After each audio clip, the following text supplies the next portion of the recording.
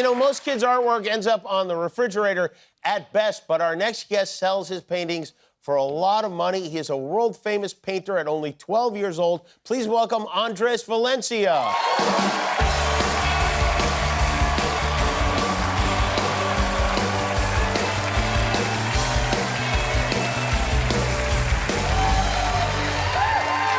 So you really are a kid. You're not a little person in disguise? Yes, I'm a kid. What grade are you in? I'm in 6th grade. 6th grade. So did you have school today?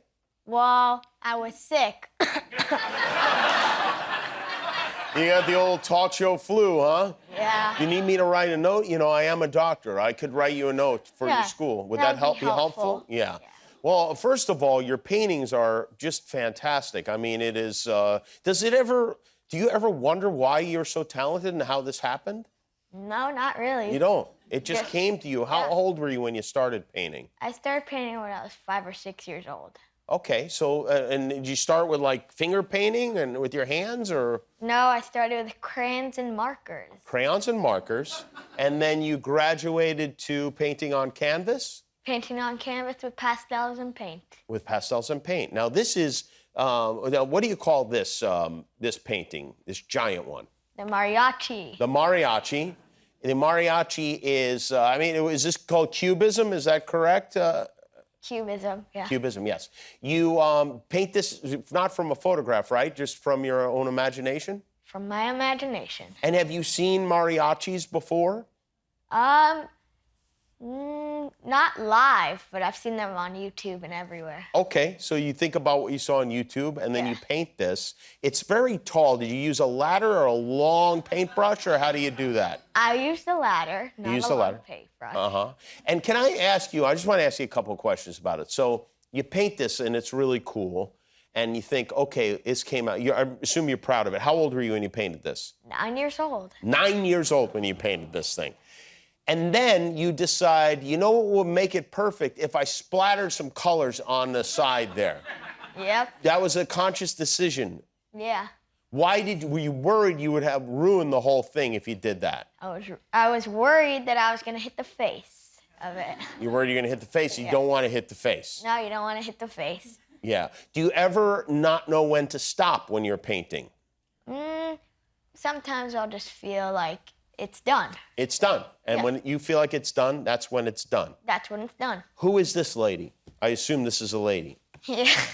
She's not named yet. Oh, you have to give the painting a name. Yeah, I still have to give the painting the name. Okay. Have you thought about it? I've thought about it. And you haven't come up with anything? How about Rich Old Lady? I mean, I guess it'll work. Okay. We'll talk about Rich Old Lady. Who is this? Somebody that you know? No, just one of my imaginations. Somebody from your imagination, not somebody you saw on YouTube? No. How much for this one? Do you set the prices? The gallery does. The gallery does, huh? Do you ever argue with the gallery and go, it should be a little more? No, but I should.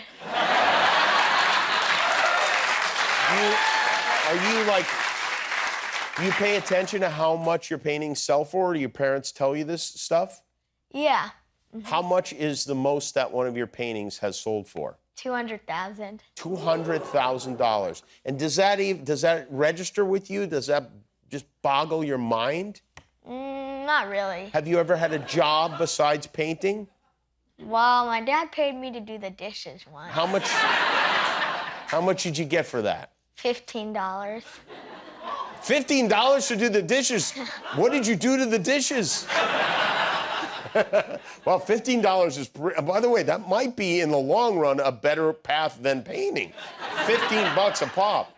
So this is Frida Kahlo, is that correct? Yep, that's Frida Kahlo. And she's one of your favorite painters? Yep, she's one of my favorites. And you decided, oh, I'm gonna do something and pay tribute to her. She's painted herself often. Do you ever paint yourself? No, I've only painted people. I haven't painted myself yet. You don't think of yourself as a person?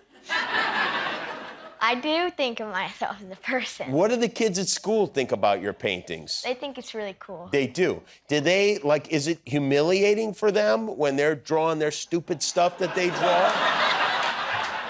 Hopefully. Hopefully, yeah. Tell us about this one. I love that. That's just great. Well, when I went to Madrid, I got inspired by Picasso's Guernica to do this. Wow. And when you got home, you painted this? Yep, I painted that when I got back. Where do you get your art supplies? I get it at Blick. Oh, at Blick. So you go into the store and you buy stuff. Yep. Do you know these men who keep taking your paintings? Are they part of your team? Hopefully they're not stealing them. I have questions about where they're going. Well, I have some questions about what's going on here. Now, if this is a video you watched on YouTube, we need to put some parental restrictions on that. Who is this guy? Benito. He's a matador. A matador? Oh, wow. Your enunciation is excelente. Gracias. So have you been to a bullfight? No, I've never been. Do you like that sort of thing? I like their uniforms. You do? Have you ever considered that maybe you're reincarnated? You're some kind of great artist who has come back to life in the spirit of this young man? No, I haven't really thought about that before, but I will now. Do you like being called Little Picasso when people call you that? Well, I also want to be known as my own artist. Right, sure. Yeah, I would think so, yeah. Yeah, it's a little weird, right, to be Little Picasso? Yeah, not to be in his shadow. When you make a painting and then you look back at it, do you go like, oh, this is not representative of my work anymore because I'm so much better now, year after year? No, everything I make is just over the years, the progress. You're pretty happy with it? Yeah, I'm pretty happy. Do you keep your paintings up in your room? No, I keep them in my studio. Oh, in your studio. Oh, you have a studio. In my basement. Oh, in your basement. Well, it's my getting parents' worse as it goes on. My parents' basement. In your parents' basement. Okay. And so that's where you do all your painting. Yeah. And how many hours a day are you spending down there? You know, whenever I have time, really. Sometimes it's hours, sometimes it's like 20 minutes, but anytime. You ever say to your parents, listen, enough with this school. I'm making 200 grand a pop on these things. This is costing me, my time is valuable. My time is money here. I got paintings to make. I'm not interested in the alphabet and whatnot. That's something to think about. It is something to think about. Do you think you will take on other mediums like sculpture and that sort of thing? Well, I am learning realism right now. You are? Yeah. Are you interested in realism? Because it's not as freeing as this, right? Just to know it, really. Just to know how to do it? Wow. And you got a book coming out. Yeah. This is your book. It's called Painting Without Rules. Yeah. Which is a bold statement for someone who still has a bedtime. What is your bedtime? 9:30. 9:30. All right. On weeknight. On weeknights. On weekends, you stay up as late as you want? Oh, very good. Well, it seems like you got it all figured out. You seem like a nice kid. Yeah. I hope that one day you will be this master of art, and we will look back fondly on this interview. Yeah, one day we will. Yeah, one day. One day. Maybe not soon, but one day, right? Yeah. Way in the future. Way in the future.